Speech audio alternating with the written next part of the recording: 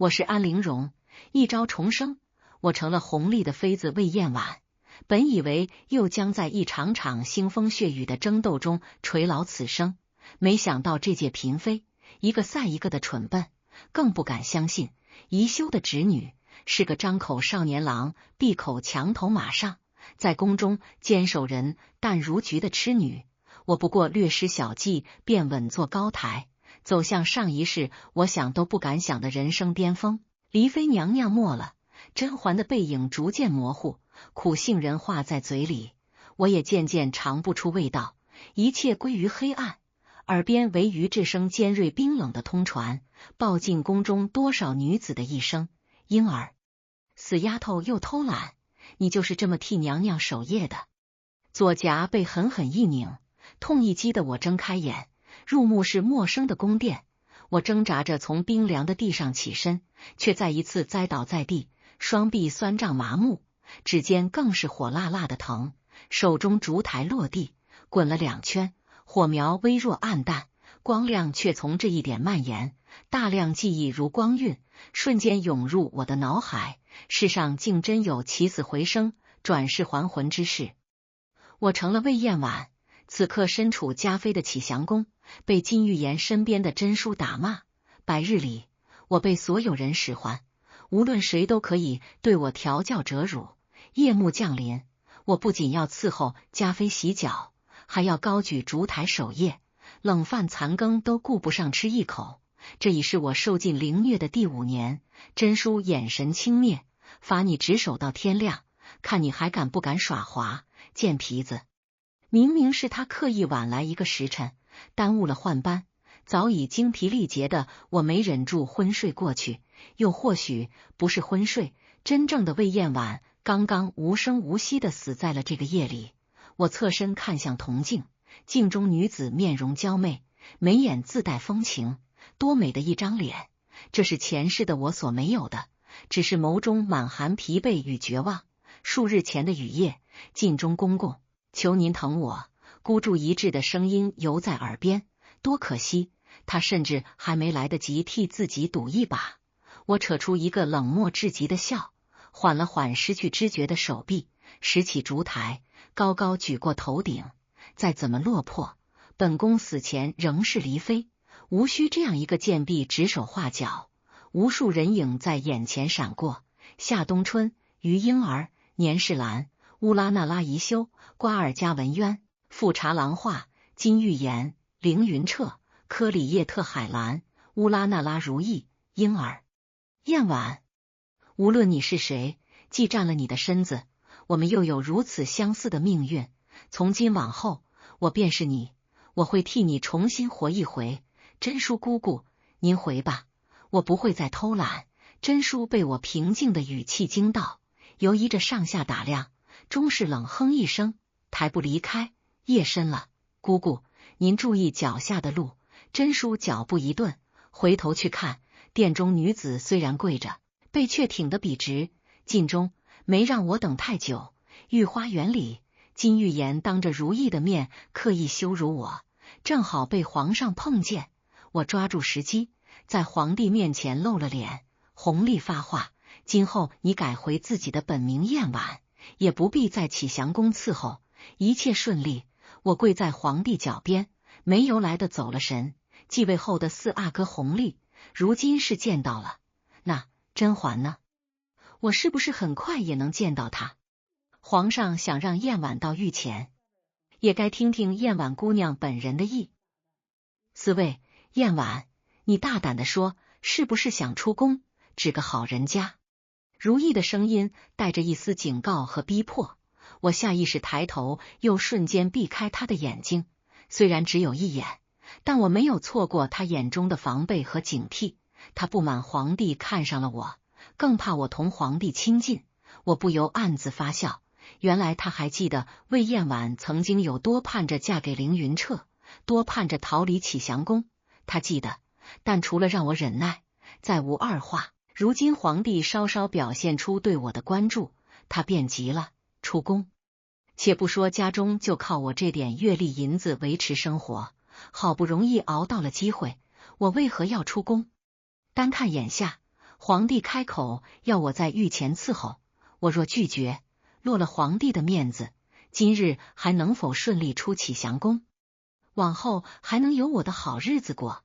没有犹豫，我磕头谢恩，奴婢愿在御前陪伴圣驾。如意脸色一僵，与先帝相比，如今的皇帝着实好哄。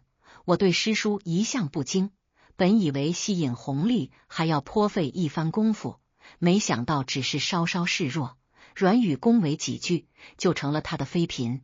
是夜，我走在长街，准备走向我作为魏燕婉的第一次侍寝，不成想遇见了凌云彻。燕婉，你不过几日未见，你就成了嫔妃？你变了。不，贤贵妃娘娘说的对，我从未真正认识过你，我实在瞧不上他唯唯诺诺的模样，不求上进，一味安于现状，自己喜欢的女人受苦哀求也束手无策，不知道原先的魏燕婉看上了他哪一点。未免争端，我耐着性子与他交谈。这是我能为自己挣得的最好的路。以往种种，算我对你不住凌云，彻红了眼眶。可是你明明答应了我，待到我们出宫，我打断他，你也答应过救我出启祥宫，结果呢？我用尽积蓄换得在大阿哥身边伺候，不过依礼回复皇上的问话，就被于妃扣上勾引的帽子，赶去花房。贤贵妃身穿代表中宫之位的摇黄牡丹，冒犯皇后，连累我被嘉妃困在启祥宫，日日羞辱。我被人欺负，连饭都吃不上时，你跟好兄弟在潇洒饮酒，从花房到启祥宫，再到如今，整整7年。我这一生有几个7年？他一梗，随即辩驳：贤贵妃娘娘那事，一时想不到办法，想不到办法。我笑了，如果语气能化为实质，恐怕凌云彻已经被我的讥讽压垮。我记得你是下五旗出身，贤贵妃一句话便提拔你为御前侍卫，连满洲上3旗的要求都可打破，今夜就上任当值，真是快啊！我指向身后的春蝉和兰翠，我一个小小答应，便能让昔日姐妹陪伴左右。贤贵妃身份尊贵，不知是何缘故，需要我在启祥宫忍受搓磨，不过是顺口应承，毫不在意罢了。我的思绪突然回到多年前，眉庄和甄嬛接连成为宠妃，我的父亲因军饷事故入狱，那时的我记恨眉庄没有第一时间向先帝求情，自此与他离心。可现在想来，甄嬛冒着得罪华妃的风险替我求情，眉庄修书让家中多多关照，于我而言都是实质性的帮助。我暗叹一口气，到底是死过一次，亦或换了一副身躯，心量开阔了些。我突然觉得曾经的自己确实太过敏感，两相比较，高下立见。我十分同情魏燕婉，她才是真正的孤立无援。我目不斜视，与凌云彻擦肩而过，以后我们各走各的路，祝你前途无量，青云直上。凌侍卫到底有过几年做宠妃的底子，弘历很喜欢我，短短数月，我接连晋升，如今已是魏贵人。日常相处时我温柔谦和，虽不善文墨，但弘历与他爹不同，我的一知半解更满足了他调教人的爱好。他常赞我是他的解语花，温柔乡。尽中私下跟我说，着好手段，奴才瞧着，只要有您侍奉在侧，皇上无不顺心。是啊，乌拉那拉是名门望族，如意自是看不上我伏低做小的手段，他要的是和皇帝平起平坐，一生一次心意动的爱。但这是紫禁城，不是寻常百姓家，她的丈夫亦非凡人，而是天下之王。皇上，臣妾新绣了一个香囊，您看看可还喜欢？弘历目露欣喜，你的绣工竟这样好。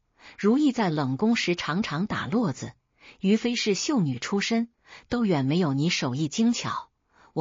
臣妾手脚粗笨，怎配和2位娘娘相比？只是臣妾无意中看到皇上贴身携带的手帕是贵妃娘娘所赠，羡慕不已。私心也希望皇上身上能时刻带有燕婉亲手所做之物，偶尔的任性撒娇，只要恰到好处，反而更惹人怜惜。果然，弘历很满足我对他的崇拜和依恋，二话不说便将香囊系在腰间。你这绣样也特别，如意的帕子上绣着荔枝青鹰，旁人大多是鸳鸯，你怎么绣了条龙？我浅浅一笑，似有故人来，声音穿透时间。鸳鸯固然好，只是皇上日夜出入各处，难免显得儿女情长，不若以龙佩戴，更显天威。鸳鸯花样，皇上若是喜欢，燕婉便再绣一个，放置于皇上枕下可好？弘历的眼神蓦然深邃，一把将我搂在怀中。香囊有的是时间绣，现在朕有更重要的事和你做。我垂下头，耳尖微红，美人如花，含苞待放，自是一派好风光。受益于多活一世，房事上我再无胆怯，侍寝时大胆放肆，床围轻晃。弘历喘息着夸我娇媚勾人，让他欲罢不能。不过是闺房帐中舒展腰肢的媚舞，意乱情迷时哼唱的软浓小调，就能让这位年轻的帝王倍感新鲜。看来暂时用不上迷情香了。我的圣宠很快引得河宫关注，有金玉颜、白蕊姬之流，明晃晃的极恨；有郎画、海兰、苏绿云之流，暗戳戳的提防；也有如意、易欢等人故作高傲的冷待。我将他们的种种伎俩看在眼里，顿觉索然无味。就这样，我又开始嫉妒甄嬛的好命，有这样一群儿媳，她根本不必担心后宫能翻出什么风浪。只是春蝉和兰翠与我不同，自我得宠，他二人如临大敌，日日提醒我小心。我虽知道他们的好意，但终是被说烦了。这日清闲，我叫来二人围炉密谈。主嘉妃整日在外诋毁，说您不过是她往日的洗脚婢女，纵使得了圣宠，也是低贱寒酸，其他人同样不怀好意，您怎么一点都不上心呢？我放下绣样，小打小闹算不得本事。我若总用这些事烦皇上，求他替我做主，时日久了，难保他不会厌烦。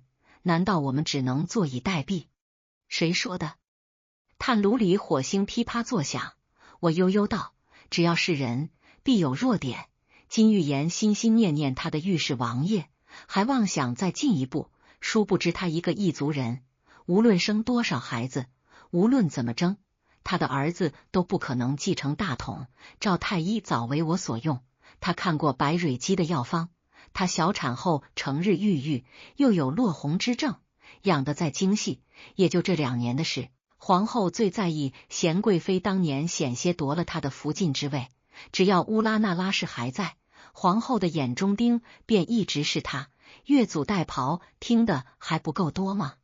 纯贵妃蠢笨，贤贵妃和淑嫔，我轻笑，他们沉浸在与皇帝的情爱中不能自拔。贤贵妃受人污蔑，进冷宫3年，出来后除了惩治一个阿若，其余毫无长进。淑嫔是太后举荐的，皇上本就刻意提防，难成大器。我抱着汤婆子絮叨许久，再抬头看到春蝉和兰翠目瞪口呆的表情。怎么了？兰翠摇摇头，激动道：主，以前我们都没看出来，您看似深居简出，实则宫中大大小小的事都在掌握之中，难怪皇上夸您心细如发。春蝉稳重些，蹙着眉开口：主儿，还有一个于妃呢。我道：于妃有手段，也够狠绝。若说宫中值得注意的人，她算一个。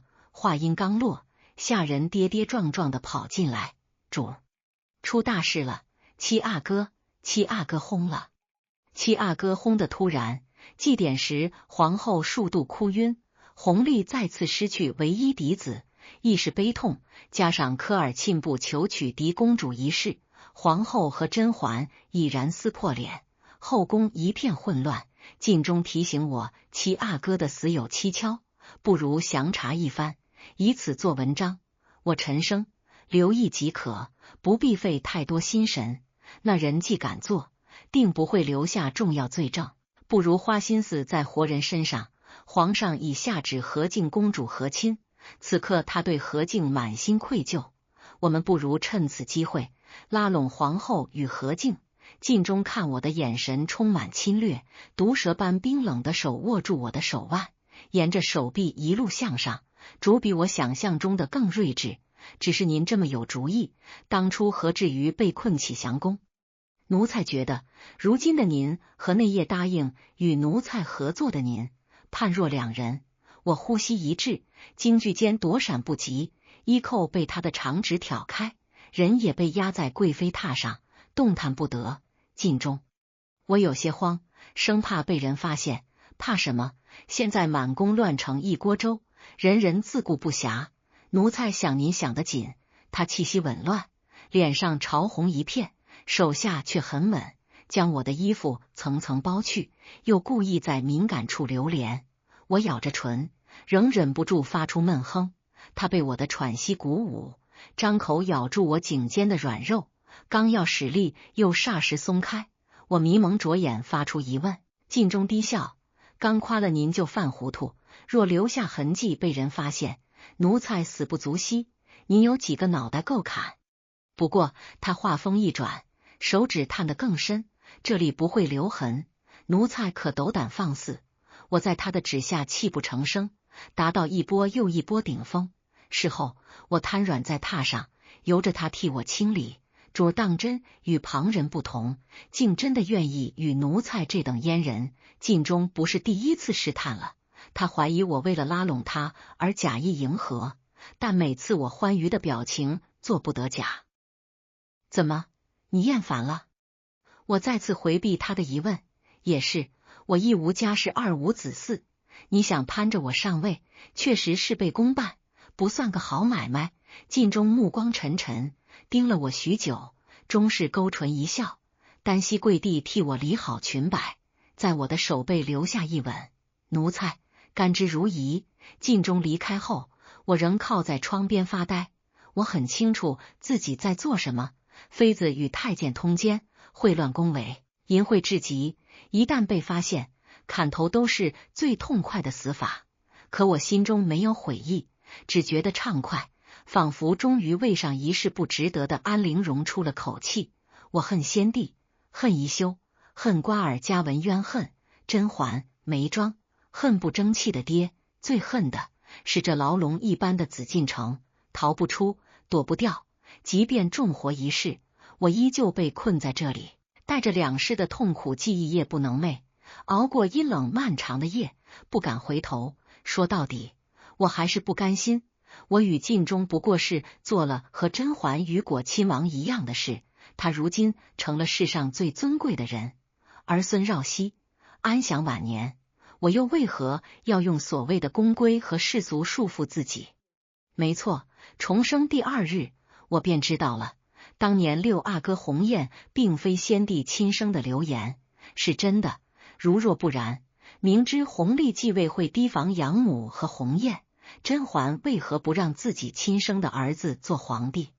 早逝的果亲王明明有孩子，他却将其送走，把鸿雁过继到果亲王名下，加上当年滴血验亲时，他明显的紧张和心虚，在得知被指控之人是温实初时陡然的放松，真相昭然若揭。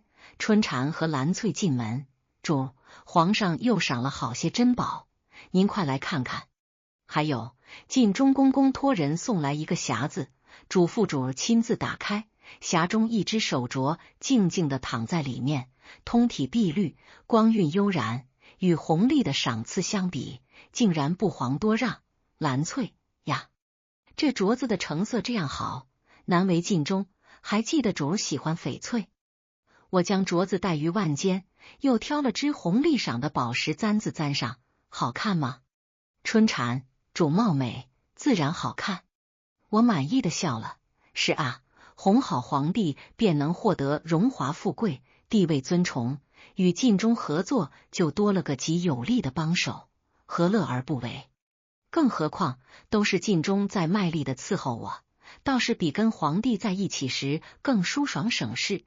想到刚刚的偷欢，我不禁脸热，心里犯嘀咕：晋中断得干净，也不似王钦对连心般折磨，怎么每次他比我还要愉悦？皇帝东巡，富察郎画执意跟随，本就是强撑，如今病势加重，弘历特令提前回銮，后妃之间看似平和，实则如这大江般暗潮涌动。而我除了皇上宣召和去探望皇后，几乎闭门不出。这日我又准备去看富察郎画，兰翠心疼我冬日奔波，主您正得圣宠，却日日往皇后处跑，她对您一直冷淡，和敬公主更是横眉相对，奴婢不懂您为何要受这个气。我没说话，看了一眼春蝉，她开口道：不许胡说，主这是敬重中宫，你没听进中公公说，皇上知道后特意当着太后的面夸了主，原本嘉妃和余妃诋毁主趋炎附势，这下他们也不敢多嘴。兰翠，可是太后因着和亲之事恼了皇后，主这样做岂非惹太后不悦？春蝉也有疑惑，看向我，太后的不悦可被横提公主的婚事冲淡，眼下利用好皇上对和敬的愧疚，对我们大有注意，若是上一世，我也会因兰翠的担忧而畏缩不前，毕竟我谨小慎微，从不敢冒进。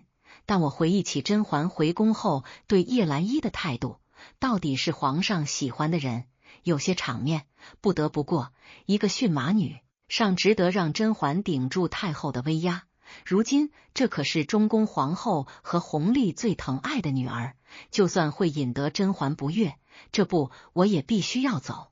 床前我替下宫女亲自给皇后喂药，郎画呼吸不稳，咳出大口汤药，我直接伸手去接，淋了满手污秽，魏贵人快请净手，都是奴婢们的错，怎能让您亲自侍奉？捧手巾到我面前的是皇后的陪嫁大宫女素练，能劳动她给我递手巾，可见这些日子的乖顺有效。不怪你们，是我自己不好，没伺候好娘娘。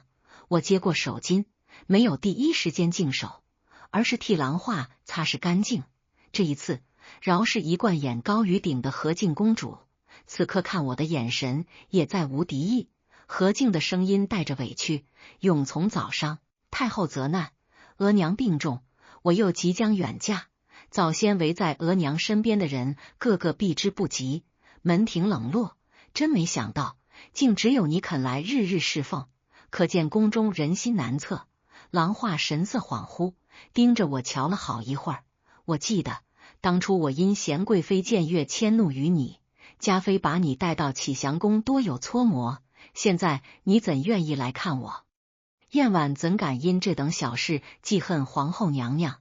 我跪地俯首，神情恭敬，眼神却带着引诱。娘娘无需多思，不为别的，您是天下人之母，您不喜欢的人和物就不该存在，让您生厌。郎画一震，眸中尽是茫然无措。没用的东西！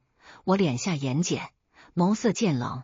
当年宜修听到我这话后，他脸上的奇异和狠绝，令我至今想来都心惊胆寒。做皇后被逼到如此境地，还没胆量反击，富察郎画，你的日子也算到头了。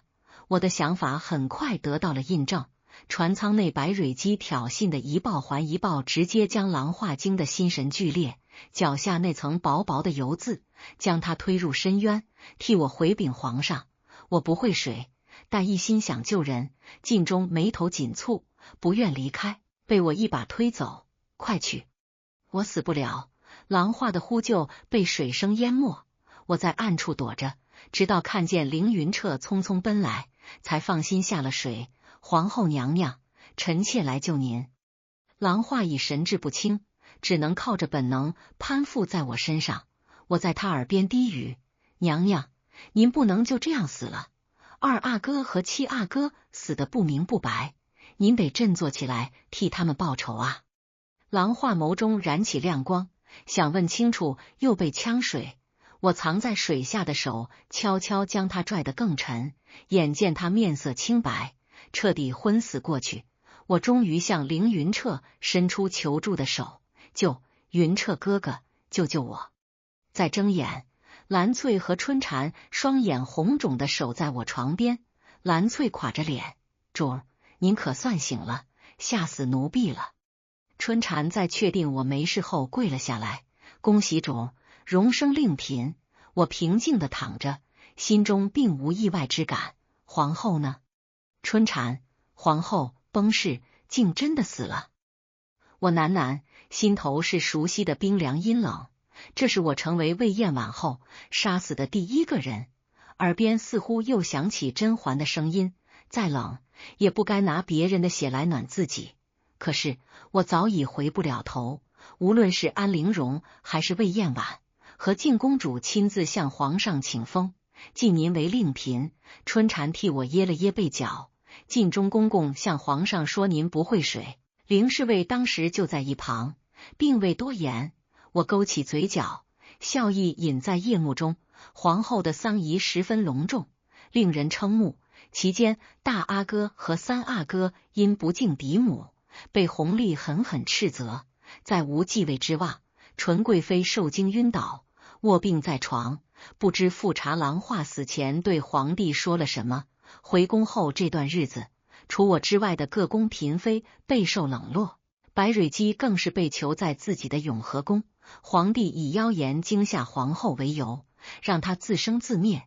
许是因我的话，郎华终于觉察到二阿哥和七阿哥的死因，纵使没有证据，也在临死前奋力一搏，向皇帝控诉心中的怀疑。而真相究竟如何？害死两位阿哥的是金玉妍、白蕊姬还是海兰，对我并不重要，只要在皇帝心中埋下怀疑的种子，于我之后所谋之事便是助力。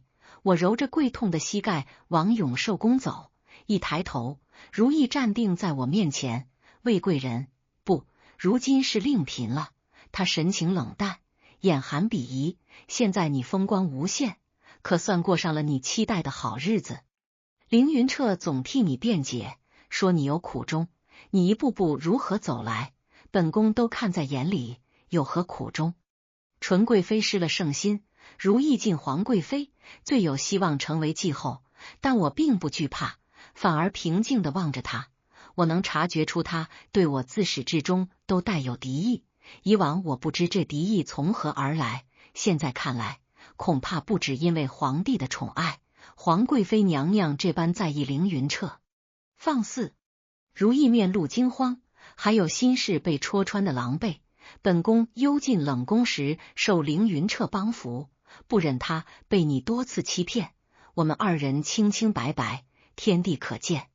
本宫和皇上墙头马上，相伴多年，岂容你胡言污蔑？我微笑着看他竹筒倒豆般辩解，淡淡道：臣妾心直口快，不过感慨娘娘和凌侍卫的知己之意，娘娘为何这般生气？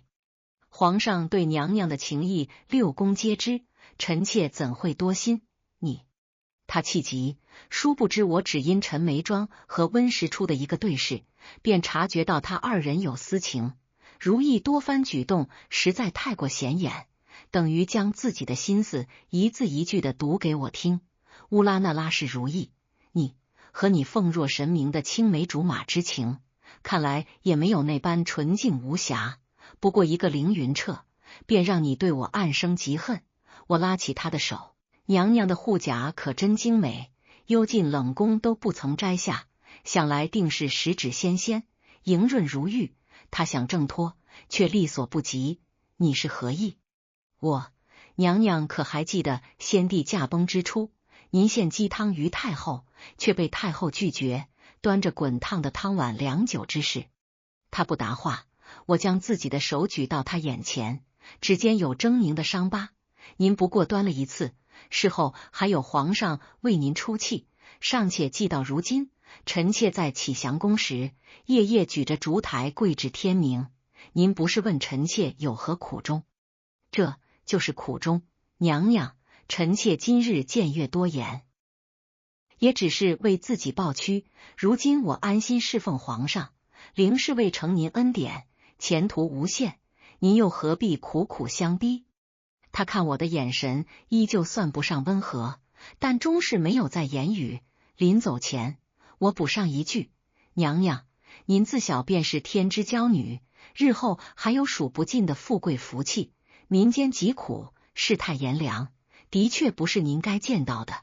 但恕臣妾多嘴，君饮汤迷莫潮漂。如意，我言尽于此。你若不肯走下高台，等着你的将会是切肤之痛。”甄嬛怀疑于妃设计谋害大阿哥和三阿哥，如意也被叫去敲打。主，太后知道了，我们何不向皇上告发此事，也好给于妃一个教训。春蝉替我避头时小声建议，往日总说你比兰翠机敏，怎么犯了糊涂？奴婢不明白，太后既已知晓，仍选择瞒下此事，我们再去告发又有何用？皇上对皇贵妃的情谊由来已久，太后也明白，在南祖乌拉那拉氏成为继后，且不论是谁教唆，大阿哥、三阿哥不敬不孝之心已显，皇位再与他们无缘，何必为了这两人再赔进去一个天资甚高的五阿哥？春蝉难道轻松地放过于妃？他表面温良，实则不知做了多少恶事。主当年备受凌虐，也是因为他，还有因芦花引发哮喘而亡的二阿哥。您不是早就怀疑是于妃？慎言。春蝉在我警告的眼神中噤了声。急什么？他是乌拉那拉氏身前的狗，手中的刀有他在，能省我们许多事。借刀杀人不算高明，借敌人的刀杀人才算良策。金玉妍成了贵妃，有皇子傍身，又有御史作保，以我一人之力扳倒他，需要费些心力。但海兰一心为如意扫清障碍，岂不是我最好的利器？果然，金玉妍按捺不住，宫中流言四起，说皇贵妃和来宫中祝祷的安吉大师有染。这件事本与我无关，但金玉妍执意搅浑这潭水，给如意泼脏水的同时，居然连带上我，将我和凌云彻自幼相识的事大肆宣扬。宫中两位嫔妃被指红杏出墙，还是最得宠的二位，红力气的摔了许多古董花瓶，还是白瓷填白釉的。我知自证清白越早越好，当即找来晋中请他帮忙，让我见皇上一面。谁知令嫔娘娘打算怎么辩解？难道流言所说不尽不实？娘娘可不是和凌侍卫自幼相识，青梅竹马。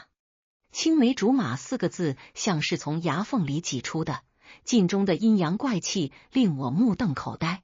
怎么，娘娘就打算以这副无辜之姿面见皇上？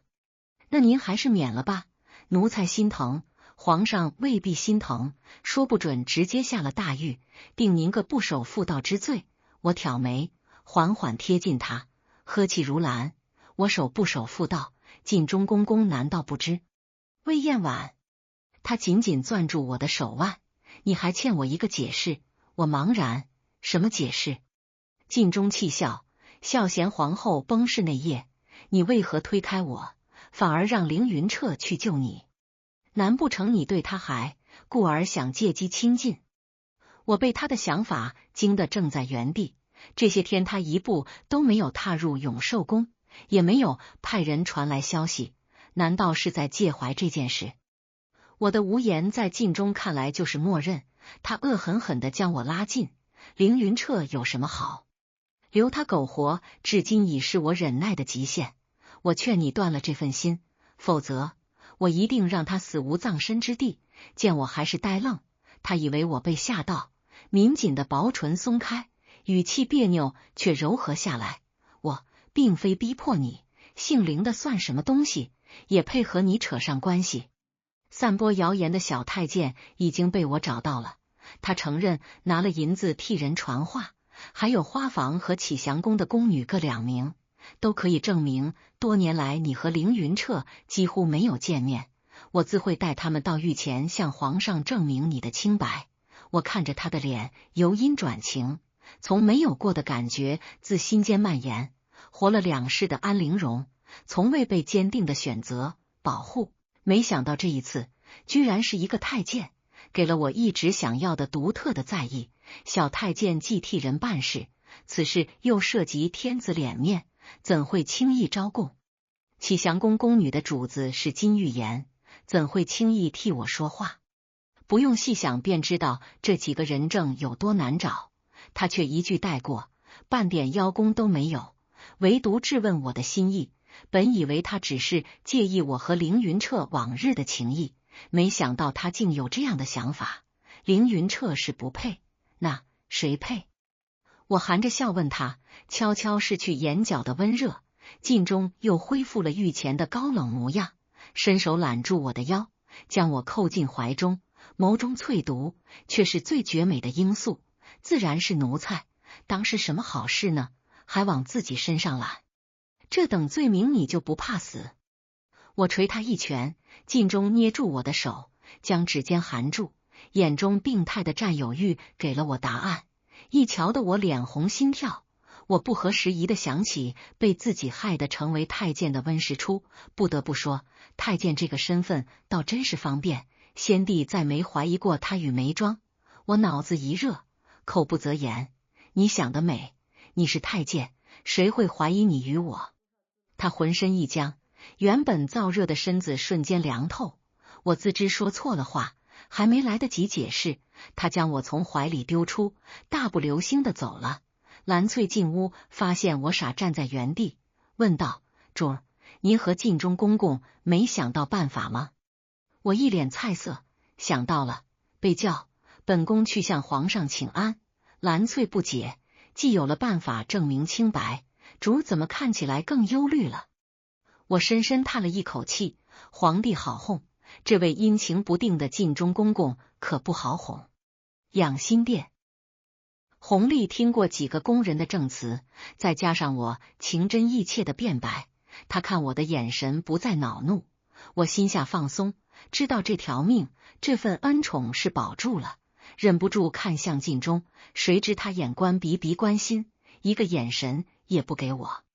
正值一片沉寂，如意进来了，我大致听说了他的困境，不过一串手链，一张字迹相似的情书，谁都可以栽赃模仿，根本算不得铁证，有物证就有线索，是不难查。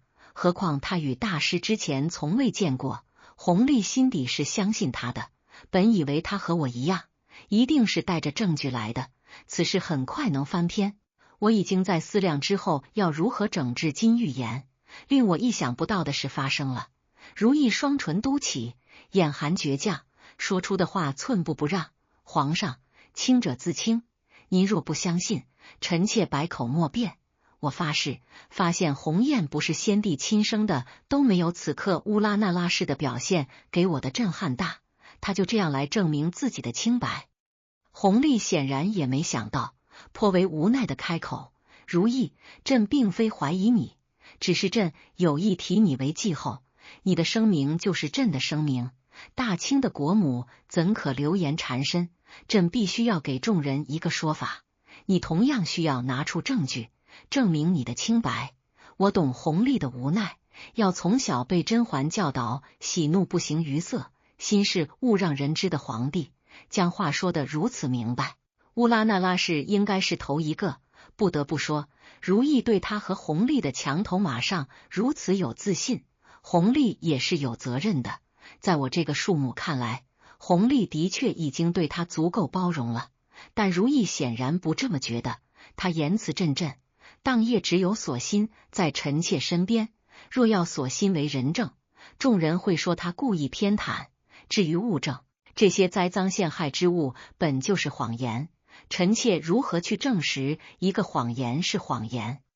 更何况如意的声音带着浓重的委屈，皇上若真的信臣妾，何须证据？从前的阿若，如今的真淑；从前的冷宫，如今的安华殿清白，这个词臣妾都说倦了。弘历也怒了：“皇贵妃，你这是在质问朕？你自己行为不端被人指证，朕给你机会自证，你居然质问朕！”两人剑拔弩张，我在一旁如芒在背。乌拉那拉氏这是想把皇帝逼成一个可以为他不顾一切的昏君。难以置信的同时，我的脑海中只有一个疑问：宜修，这真是你侄女？事情以所新进慎刑司严刑拷打结束，从养心殿走出来，正午的阳光照在身上，我仍觉得如在梦中。愣了片刻，我大笑出声。春蝉吓坏了，主儿，您怎么了？我笑得眼泪都出来了。春蝉，之前我还不确定，就在刚刚，我安心了。主儿，您在说什么？什么确定？安心？奴婢不懂。我端正仪态，昂首阔步地走在长街里，高高的轿辇跟在我身后，亦步亦趋。我确定了，一定要让乌拉那拉氏成为继后。如此蠢笨又如此执拗，如此高傲又如此痴情，还有比他更合适的人选吗？有他这等卧龙凤雏、执掌凤印、料理后宫，谁都不会成为我的阻碍，这还不足以安心。我抬头看向天空，这样好的阳光，以后我会天天见到。我这人递了消息给于妃，提点她一些细枝末节，又让御前的姑姑手松些，以便如意能顺利把包有红玉随手串的点心送到弘历面前。既然要让乌拉那拉氏成为继后就，需有人拼尽全力营救他。于妃没有让我失望。弘历万寿节这日，李煜几人偷梁换柱，总算证明了如意的清白。只是那个叫锁心的宫女腿断了，我看着他们哭哭啼啼的安慰伤痕累累的锁心，只觉得可笑。当年甄嬛亦是身陷流言，挺着怀有双生子的肚子，不惜亲自踏足慎刑司，从养心殿求到延庆殿，拼了命救出苏培盛和崔槿汐。虽然我不曾拥有，但心里是羡慕的，这才是主仆情深。至于在人残废后说几句不痛不痒的安慰话，还是免了吧，说出去让人笑掉大牙。事情查清，金玉妍和真淑难逃罪责。金玉妍怀着龙胎，暂时不便严惩，只是禁足降位，而真淑就没那么好运了。养心殿内怎么了？燕婉。皇上疑惑，原本笑着伺候笔墨的我，在见到被押送进来的真淑后，不由瑟缩，脸上满是惊惧之色。臣妾无事，皇上有要事，臣妾先告退了。我红着眼正要离去，被弘历一把拉住。帝王之威尽显，有朕在，怕什么？说。我瞥了一眼真淑，凄凄爱爱的跪下，食指搭在弘历膝头，说不尽的惹人怜爱。臣妾做宫女时不够伶俐，真淑姑姑时常教导臣妾。燕婉并非故作姿态，只是食指落下了病根，留了疤痕。每每给皇上绣香囊久了，就会疼痛难忍，如火灼一般。弘历大怒，真淑心思歹毒，污蔑皇贵妃，虐待令嫔，打断双手，送回御室。我急忙开口：皇上，真淑姑姑污蔑皇贵妃却是大罪，但臣妾自己做事不当心才被责罚的，并不记恨真淑姑姑。且御史王爷对皇上一向忠心，请皇上念在御史的功劳上，饶他一回。我不提御史还好。此话一出，弘历冷笑：御史王爷刚刚继承王位就逼死发妻，如此不仁不义，怎会对朕忠心？朕若不惩处，何以安四海之心？随即改了旨意，御史真淑打断双手赐死，尸首不必收敛，待御史王爷进宫请罪时自行领回。真淑惨叫着被拖下去，我在他充满恨意的怒视中浅浅一笑。当年的于莺儿本也不用死，谁让他恶事做尽，还被查出顶替甄嬛呢？罪上加罪，那就难恕其罪。姐姐，玲珑学的可还精妙？所以啊，真淑姑姑，我不是提醒过你吗？夜深了，当心脚下的路。贱人，魏燕婉，你这贱人！金玉妍得知真淑连尸首都无人收敛，挺着肚子跑到宫门口骂我，却被宫人拦住。我看着他丑态尽出，哪还有半分艳冠六宫的角色？我笑，这不是嘉贵人吗？皇上说了，你再吵闹一句，就再降位一等。闭嘴！本宫不信皇上如此绝情。金玉妍目眦欲裂，王爷刚刚继位，我怀着龙胎，皇上不会这样对我，还想着你的王爷呢。我将河宫上下都瞒着他的消息说出，不会没有人告诉你吧？御史王爷犯下大错，已被押解至京，还不知皇上会如何惩罚呢。金玉妍捂着肚子，脸色惨白。胡说，你胡说，我是不是胡说到时你就知道了。我看你还是顾好自己的孩子吧。我靠近他，低声道：龙胎而已，你能怀，旁人照样可以，不过你是不中用了。金玉妍，你可要珍重，看着本宫诞下麟儿，坐到你曾经的位置上去。我转身离去，只当听不到身后金玉妍撕心裂肺的哀嚎。当夜，金玉妍生下9阿哥，只是孩子生下来就没了气息。恭喜着大仇得报，兰翠和春蝉替我高兴。我不语，这算什么得报？金玉妍欠魏燕婉的是一条命。春蝉，主，您为何不把身孕之事告诉皇上？以皇上对您的宠爱，定会封您妃位。我答：才1个月，等3个月胎相稳定再说不迟。而且封后大典在即，让宫里人闭好嘴，少生事端。我不是没怀过孩子，只是那次是一场明知结果的空欢喜。孩子从我的身体中流逝时，我实质能感受到他的轮廓，那样掺杂绝望的期待。我不敢再来一次。兰翠看我兴致不高，故意哄我。嘉贵人真是昏了头，不顾自己刚生产完的身子，穿着礼衣跑到甬道上大呼御史王爷。周围好多人都看到了呢。这是与如意说出臣妾百口莫辩一样诡异，但我已然习惯了，习惯在这个毫无逻辑的宫里看各种毫无逻辑的事。毕竟我都能借尸还魂，还有什么不能的？好多人看到。是啊，实在不成体统。我给了春蝉一个眼神，春蝉领会，躬身出去了。金玉妍，珍惜现在的日子吧，下一次等着你的将是无尽深渊。太和殿外，百官叩拜，白玉阶层层叠高，通往大清至高至微之处。如意的封后大典甚为风光，接下来就是整顿后宫，训诫嫔妃。金玉妍首当其冲，容佩用耳针穿透金玉妍的耳朵，荒谬到我想笑。为了压制笑意，我想象简秋当着宜修和众嫔妃长乖熹贵妃的场景。此法有用，我吓出一身冷汗。容佩厉声道：此举是给锁心报仇。瘸了一条腿的锁心看着如意，满脸感动，十分受用。断腿之痛就算了，我不禁怀疑，究竟是他们疯了还是我疯了？随后如意复金玉妍为贵妃，活了2世。我第一次想骂人，但我忍住了。我说了，我已然习惯了。乌拉那拉氏初登后位，帝后浓情蜜意，南巡江浙期间，如意想专房之宠，街头巷尾尽是佳话。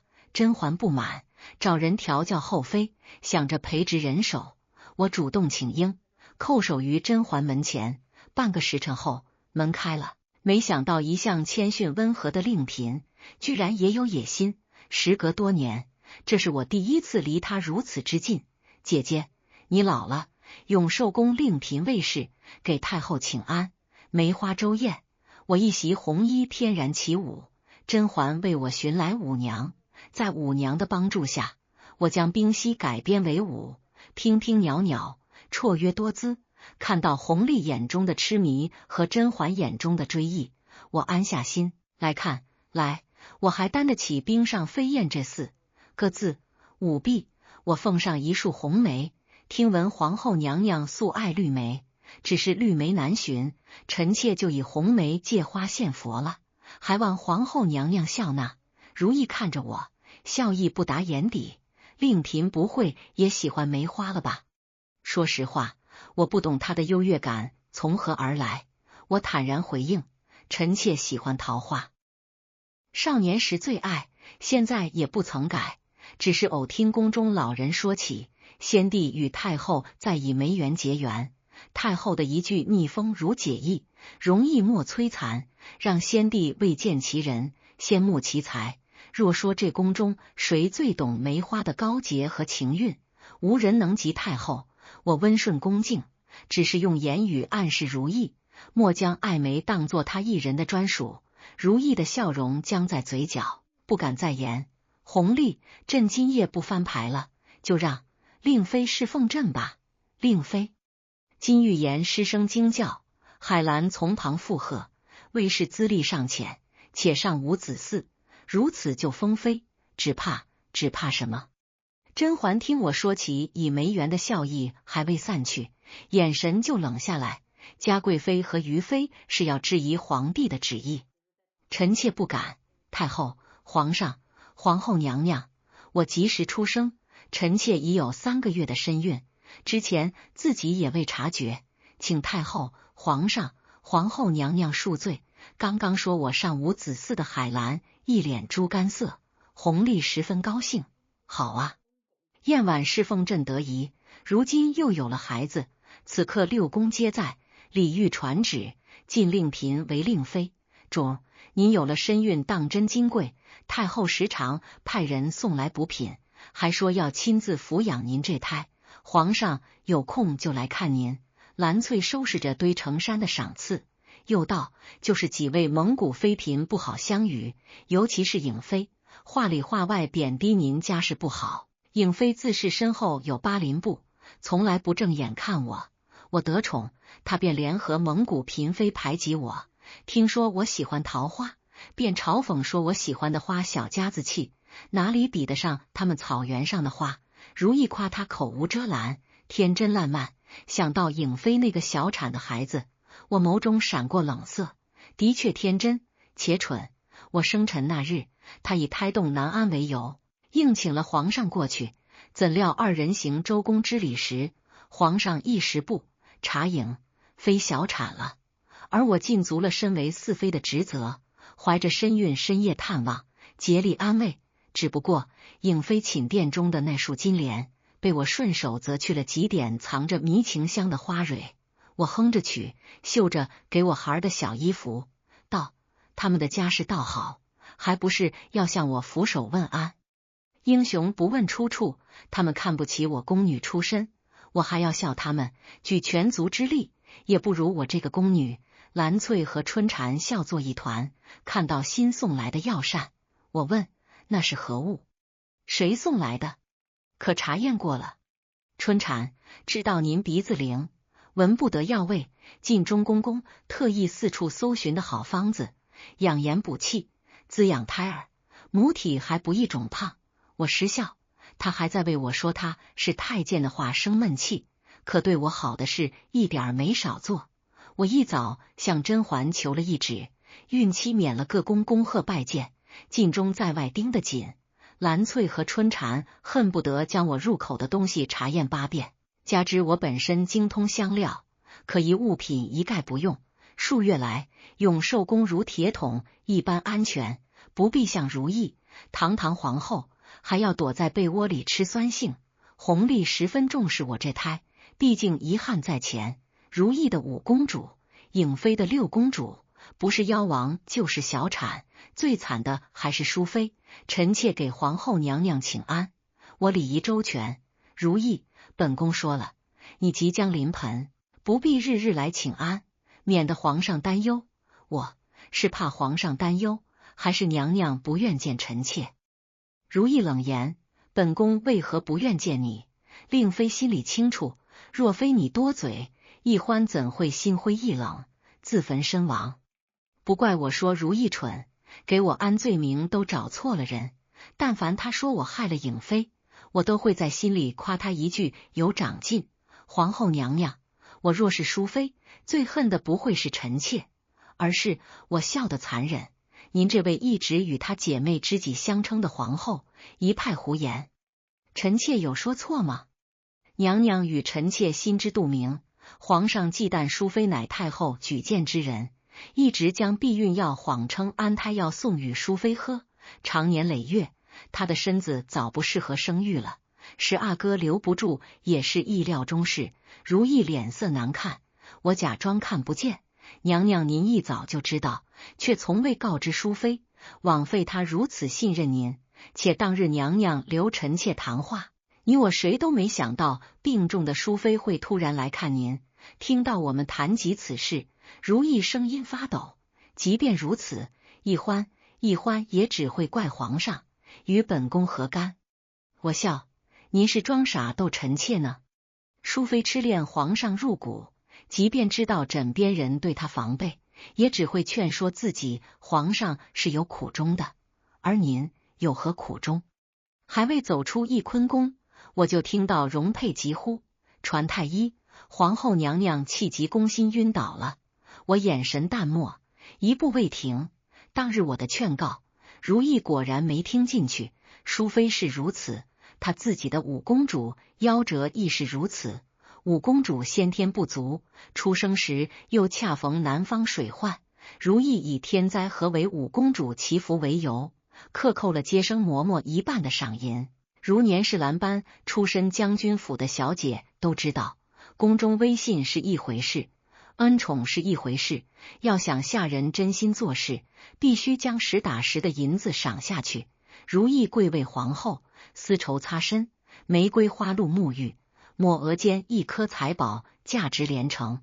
她不懂几十两银子对于底层百姓而言，可能是2年的衣食无忧，可能是家中老弱的救命稻草，所以她也不懂，怎么会有人因为几十两银钱记恨，而对自己偷跑到御花园游玩却突然犯病的女儿袖手旁观。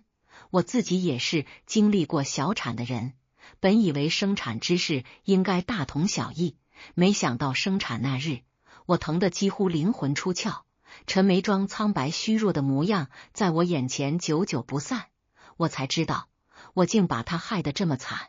一滴泪顺着鬓角滑落，抱歉的话几经辗转却说不出口。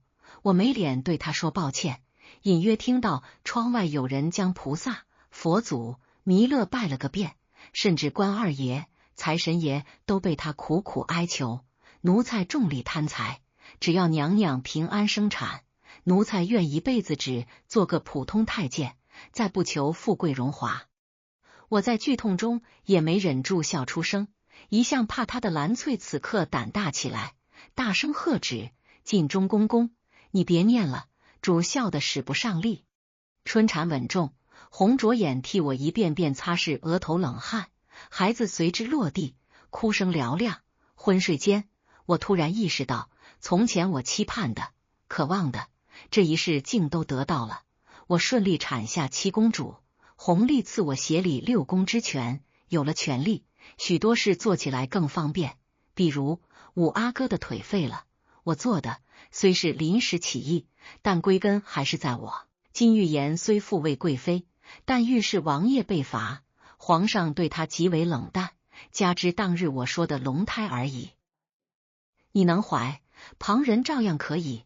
他心中惶恐，于是他兵行险着，让自己的4阿哥调训烈马，安排刺客，再冲出来救驾。我一直关注着他，在得知他的计划后，向来果断狠厉的我一夜未眠。第2日清晨，我叫来晋中，动手吧，算五阿哥命不好。海兰，你最在意的人是如意，在意到不惜孕期服毒也要救他出冷宫，在意到让自己出色的儿子韬光藏拙也要衬托12阿哥。既然你都不心疼你儿子，那我也不必替你心疼。我与五阿哥无怨，那孩子的确优秀，即便知道我和如意、海兰不睦，进宫时见到我也会恭敬地喊我一句令母妃。我没想让他死，只是有他在，海兰实在得意，而我偏偏看不惯他得意。晋中找人照着4阿哥驯马的样子，调教了5阿哥的马。驰骋奔跑时，5阿哥被甩飞出去，不巧的是，他掉进了捕兽的陷阱。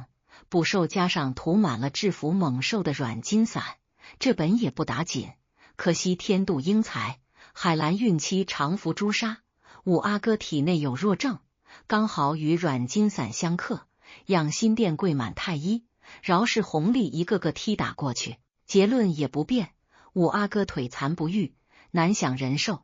海兰一夜白头，从不信神佛的我，在安华殿跪了许久，回宫时天降大雨，我推开春蚕的伞，踉跄着跑进雨中，淋得浑身冰凉，自嘲大笑。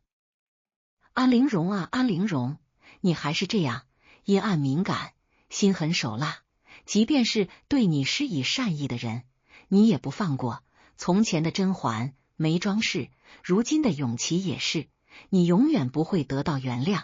金玉妍所做之事败露，弘历怒不可遏，下旨将他贬为庶人，幽禁启祥宫，每日鞭刑，再不许与孩子们相见。我知弘历仍担忧与御史的关系，出言献计，今是筹谋储君，残害皇子，甚至不惜利用皇上龙体，罪不可赦。皇上看重御史，大可遣御史再送一名秀女入宫侍奉，既不伤大清和御史的关系，又可惩治金氏。弘历眼中一亮，显然赞成我的提议。我继续道：至于金氏所生几位阿哥，终究是皇上的骨血，特别是四阿哥，此次他虽犯下大错，皇上也该顾念父子情谊，不要太过严惩。弘历点头，朕会为四阿哥指一门好婚事，再让他离开紫禁城，另立府居住。我跪拜，皇上恩威并施，想来御史不敢有丝毫不满。弘历扶起我，目露赞许，燕婉聪慧过人，满宫之中只有你懂得朕的心意，能为朕排忧解难。我温婉一笑，臣妾最初不过是大字不识几个的粗使宫女，今日浅见，皆是皇上悉心教授的兵法，哪里是臣妾聪慧，皇上不嫌弃罢了。我一番话说得弘历龙心大悦，随即他蹙眉：皇后若是有你半分和顺，朕如今也不至于和他话不投机。弘历说的是如意顶撞他的事，人年岁大了，总会想尽办法永葆青春，即便是君王也不能免俗。弘历执意引鹿携酒，如意竟派人将鹿苑的鹿尽数斩杀，日日奉清火的炖汤到养心殿，还专门挑朝臣议事时送，让弘历颜面尽失。皇后娘娘高门贵女，自有她的傲气，况且娘娘也是为了您的身体，皇上不要怪娘娘。弘历还有于妃，原本也是温和之人，可能跟皇后在一起久了，性子也变得偏执，特别是永琪出事后，他常常在公道拦下朕的教撵，逼朕彻查永琪之事。我宽慰，于妃姐姐也是爱子心切。弘历冷哼：爱子心切？朕倒不觉得。景元生病，你彻夜守在他床前，永远爱听你唱安眠曲，你风寒咽痛也强忍着一遍遍哄他，这才是爱子心切。于妃呢？别以为朕眼盲心瞎，他时时让永琪让着永基，逼得永琪躲着读书练骑射，生怕被责骂超过了嫡子。如今永琪他倒知道心疼了。涉及皇嗣，我垂着头一言不发。我这样做就是爱子吗？我不知道，许是报应使然，我的孩子们也没能全部安然长大。我自虐似的疼爱着活下来的孩子，并逐渐理解了一休，若是可以，我也愿用自己的命换回我孩子的命。弘历叹气：罢了，不说这些，你的妃位年头久了，今是被贬为庶人，贵妃之位空缺，朕已派李煜传旨，晋你为贵妃。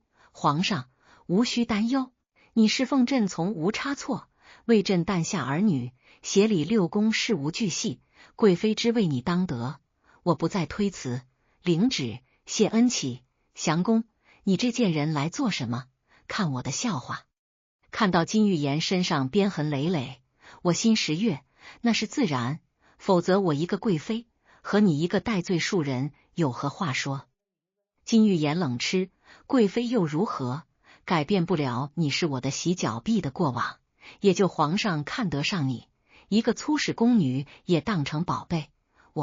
事到如今，你终于说实话了，你的心里只有御史王爷，对皇上不过是迎合讨好吧，任何人都不足以与王爷相提并论。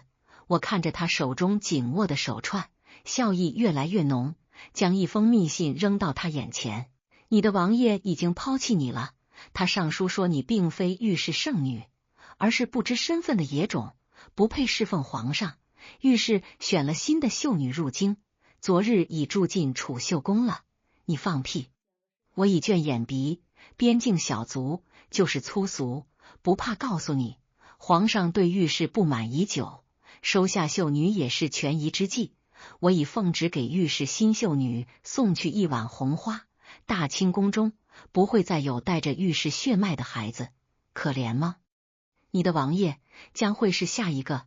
当年你身着礼衣追赶御史王爷，宫中有太多人证，我找了一些，让他们告诉皇上，你心里一直爱慕的人是御史王爷。金玉妍想扑过来打我，却因伤重摔倒在地。贱人！我要见皇上。皇上，我还有儿子永成。永成，别叫了，我太喜欢这种一点点撕碎他所有在意之人的快感。皇上仁慈，就算要赶你儿子出紫禁城，也想着给他指一门好婚事。可惜了，可惜什么？可惜什么？永成怎么了？全京城谁不知道四阿哥有你这样一个额娘，根本没有人愿意把女儿许配给他。本来皇上选了工部尚书刘大人家的孙女，谁知今日早朝，刘大人差点一头碰死在大殿，死活不愿意把孙女嫁给你儿子，顺便让你死个明白。我俯身在他耳边，我知道五阿哥不是你害的，你不好奇我为什么知道吗？金玉妍一愣，随即嚎啕大哭。永成，额娘害了你，都是额娘害了你。我欣赏了一会儿他的惨状，心情大好，转身离去。宫门关闭前，我最后看了一眼启祥宫灰蒙蒙的匾额，身后金玉妍的哭嚎渐渐消失。如意又被传出闲话，我在宫中听到时，无奈的翻了个白眼，虽然很不雅，但没忍住。晋忠在旁给我喂葡萄，故意手滑似的捏着晶莹剔透的葡萄在我唇边流连。我咬他一口，衔过葡萄吃下，没看清他骤然幽深的眼神。选他做皇后的人，怕不是惊世奇人？我还需要斗吗？又是怎么回事？没错，我就是在说弘历。我看向晋忠，怀疑是他的手笔。毕竟皇后和凌云彻之间那点事，我只告诉了他。这次还真不是奴才，15阿哥整日缠着奴才，奴才可没空理别的。晋忠嘴上抱怨，脸上的笑怎么也止不住。见我瞪他，急忙说明原委，是皇上自个儿看见的。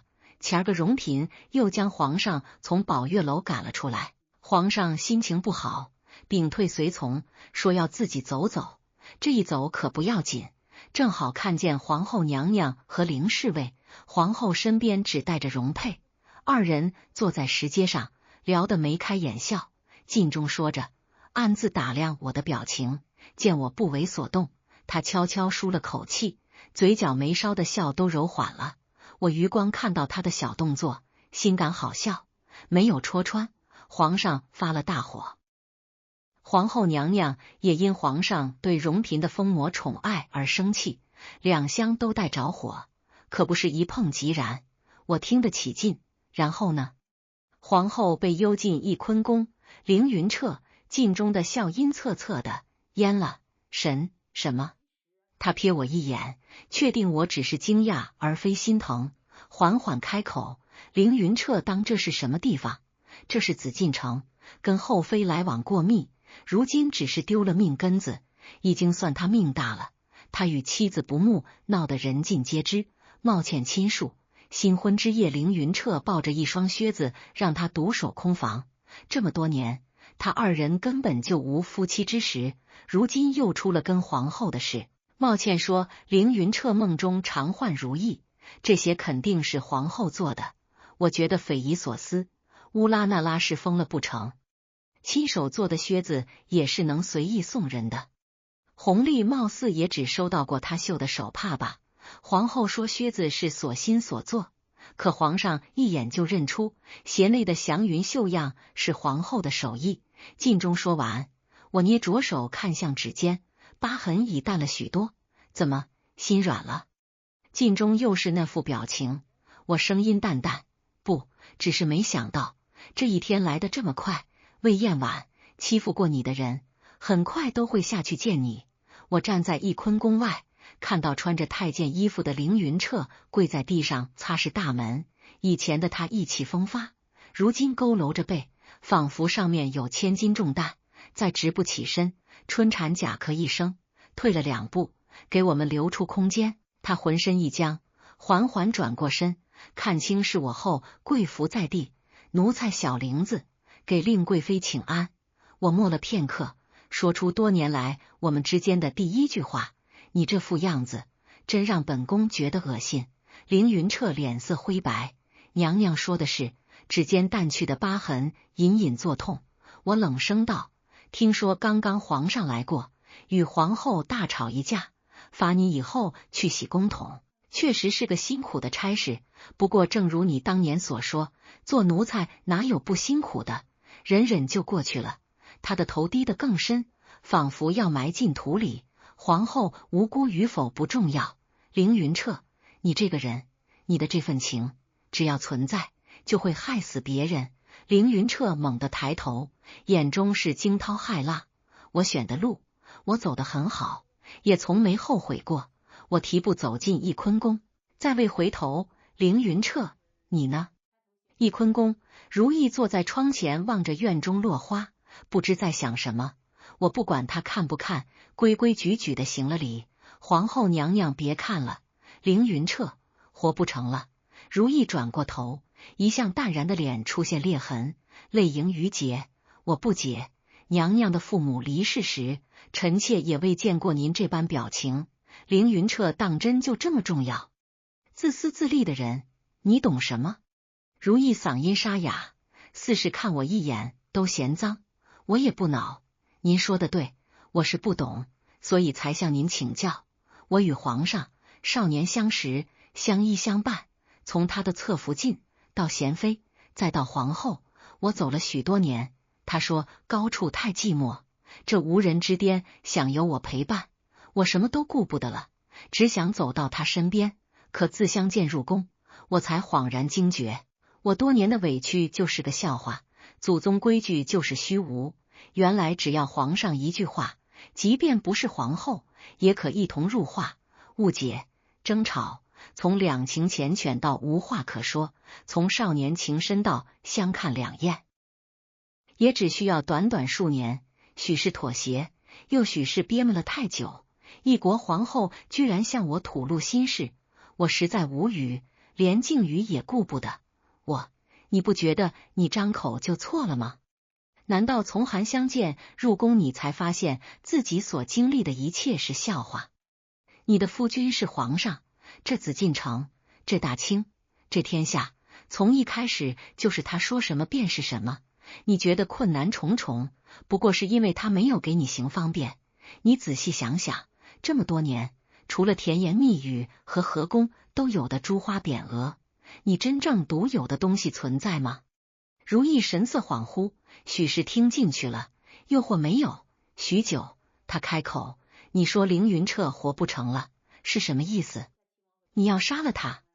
我真的心很累，宜修，实在不行，你带他走吧，还需要我动手吗？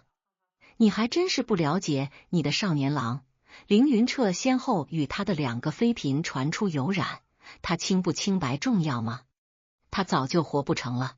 我刚刚提点他，也是因着从小长大的情分，自尽还能选个痛快的死法。我看他一眼，也是成全他。我想他应该是愿意保全你的。我们这边说着话，容佩匆忙跑进来，恶狠狠地瞪我一眼。娘娘，凌云彻他自裁了。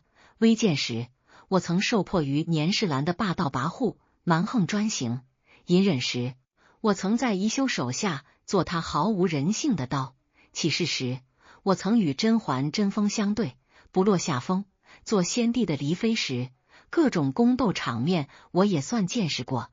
贾孕争宠、借猫杀子、旧衣风波、废妃回宫、滴血验亲。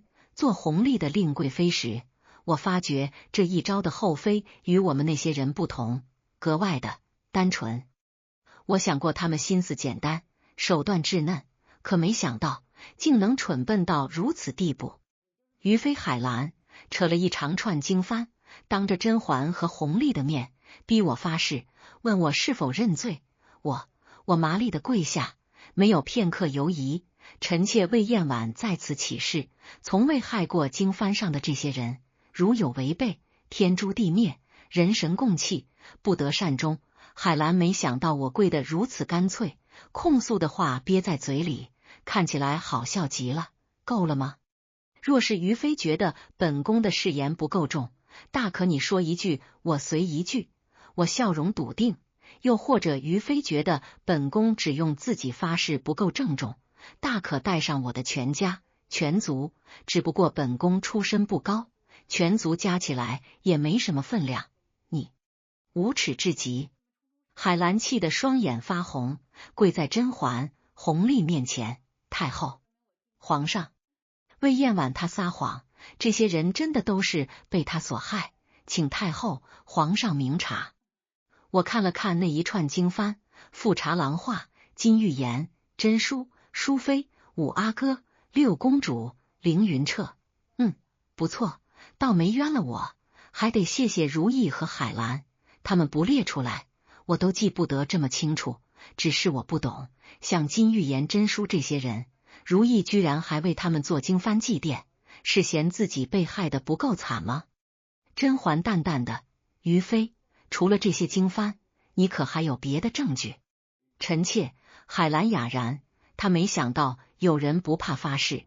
甄嬛发怒，没有证据之事，岂可胡乱栽赃？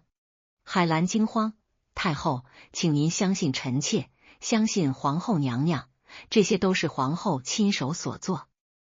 这些人都被魏燕婉所害，千真万确。一听是如意亲手所做，我来了精神，凑上去仔细看了看，手艺比我差远了，这绣工比他当年的手帕大有退步。我笑，于妃，你今日毫无证据便逼迫本宫发誓，按说应治你以下犯上之罪，不过太后、皇上在此，轮不到燕婉定夺。说来也巧，本宫耳朵里也划过几阵风，不如于妃也发个誓。海兰脸色一白，我冷笑一声，于妃，你敢不敢用你的家族，用你这条命，用你死去的儿子发誓？二阿哥之死非你所为，纯贵妃和三阿哥被皇上厌弃，不是你从中挑拨，五阿哥身带弱症，也非你孕期服朱砂所致。于妃，你敢吗？海兰跌坐在地，面容惨淡，泪流满面。臣妾，够了！弘历大喝，对这出闹剧已然不耐烦。于妃科里叶特氏，谋害皇子，戕害嫔妃，污蔑贵妃，御子不善，心思歹毒，行迹风靡，废为庶人，令其为荣亲王看守陵墓，非死不得出。皇上且慢！众人转身，如意带着容佩轻飘飘的走进来。太后、皇上，这些经幡乃臣妾亲手所做，绝没有冤了令贵妃、弘历。那么皇后可有证据？如意目光坦然，臣妾并无证据。又来了。弘历蹙眉，既无证据，就算是皇后，也不能随便误人轻。白如意，皇上还是不信臣妾。又来了。宜修，我求求你，把你侄女带走吧。甄嬛出来打圆场，皇后，你最近病着身子不好，科里叶特是犯错，皇帝已经下旨惩处了他，这里不用你费心，回宫休养吧。如意没回甄嬛，站定不动，紧紧盯着弘历。皇上，当真不信臣妾？朕如何信你？最后的平静被撕碎，弘历怒骂：燕婉侍奉朕多年，为朕生下数个孩子，协理六宫从无错漏，就凭你们这些个破布经幡，就想让朕定燕婉的罪？如意，并非只有令贵妃之事，还有臣妾多年来所受之屈。弘历，你有何委屈？朕让你做皇后，成为天下最尊贵的女人，朕还有错了？如意，臣妾的委屈从来不会向皇上提起，从前是不忍，不忍皇上烦忧，如今是不愿说出来自取其辱。弘历怒极反笑：好好好，做朕的皇后还成了你的屈辱。自你做皇后以来，后宫无一日安宁。你比不上孝贤皇后的贤惠端庄，更比不上令贵妃的温顺周全。你不想做就交出凤印，有的是人做。姐姐，海兰从旁边扑出来，阻止如意继续说下去。姐姐，别说了，你快回宫。一切都是我的错，是我嫉妒魏燕婉，是我污蔑贵妃，都是我一个人的错。如意推开他，臣妾本以为皇上是受人蒙蔽，如今看来是臣妾错了。其实刚愎自用、薄情寡性的是你，自私虚伪的是你，疑心深重的更是你。放肆！弘历一个耳光扇去，如意摔倒在地。皇帝！甄嬛急呼，众人噤若寒蝉。我也没想到事情会发展成这样，愣在一旁看着狼狈不堪、再无一丝体面的如意。片刻，他仰起头，目光炯炯。皇上以为是臣妾愿意做这个皇后吗？这个皇后臣妾早已做得厌烦疲倦，忍无可忍，如今不想再忍了，来不及反应，眼前银光一闪，姐姐，皇后，娘娘！在阵阵惊呼中，一缕秀发落地，以此断发给去了的青樱和弘历。那日如意断发后飘然离去，再没出过翊坤宫。弘历封我为皇贵妃，位同父后，掌6宫事。至此，我以为燕婉除掉了所有仇敌，也坐上了上一世想都不敢想的高位。众妃来请安，一向看不起我的颖妃，带着我赐予她的抹额，倒真应了如意对金玉妍说过的话：本宫是皇上亲封的皇贵妃，对你赏也是罚，罚也是赏。你再不喜本宫，本宫赐你的抹额，你仍要乖乖记在眼前，顶于头上。颖妃纵有不甘，也不敢发一言。在宫中多年，她早已明白，背后的娘家能在关键时刻救她一命，但不能时时给予庇护，更不能仗势妄为。被严惩的御史就是例子。永寿宫内，娘娘这是怎么了？晋为皇贵妃后，时常发呆。嘘，小点声，让娘娘自己安静会儿。去叫进中宫宫来。兰翠和春蝉的声音不大，但我仍听得清楚。许是心里太静了。这些日子，如意断发和甄嬛自请离宫的场景，一遍遍地在我脑中闪过。我不懂他们的心思，却惶惶着终日重复回忆。奴才给皇贵妃请安。晋中来了。晋中，我喊他，心中有许多话，却不知从何说起。娘娘，奴才会一直陪着您。我眼眶一热，险些落下泪来。幸好有人懂我。如意离世前，我们见了一面，她可能真的不适合做皇后。此次见她，倒比断发那日精神许多。还是你有福气，居然不显衰老。他赞我，目光平静。我笑了笑。后宫这些妃子捆在一块都不够我打的，除了刚开始学着管理公务费些心神，其余的倒真不觉得累。何况还有晋中帮我。